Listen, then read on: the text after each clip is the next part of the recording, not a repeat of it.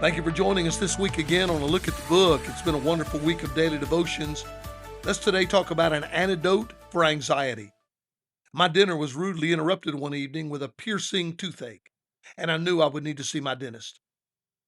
Having dental work done always makes me nervous. I've never been comfortable with opening my mouth to let someone inject my gums and drill my teeth, but I knew I needed to go. After examining me, the dentist told me I needed to go to a specialist called an endodontist.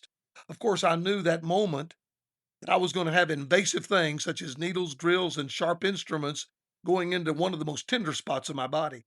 By the time I walked into the office of the highly recommended endodontist, I was nervous. While waiting to be called back, I noticed a sign on the registration counter that said, "Anxious? Ask about our nitrous oxide laughing gas." When the dental assistant called my name, I immediately said, "I want that gas." Shortly after, that laughing gas started flowing into my nostrils. I'm going to tell you, I got happy. I started feeling good.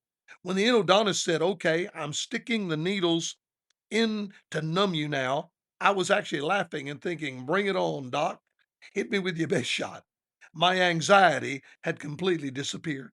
We live in a world of high anxiety. All around us, there are sights and sounds that can be terrifying and overwhelming. Most believers are familiar with the first part of Philippians 4:6. That wonderful passage of scripture says, "Be anxious for nothing." We know that. We read that all the time.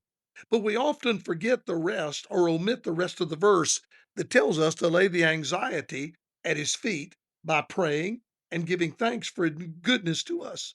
God promises us that when he says, "Be anxious for nothing, but in everything by prayer and supplication with thanksgiving, let your request be made known unto God." What a wonderful promise that verse is. He goes on to say, to lay it all at his feet, give everything to him, and we will rest. That means if we keep our hearts and minds fixed on Jesus Christ, God will give us the remedy for anxiety. He'll give us the antidote. Hey, don't forget to use it today. Have a blessed day in the Lord.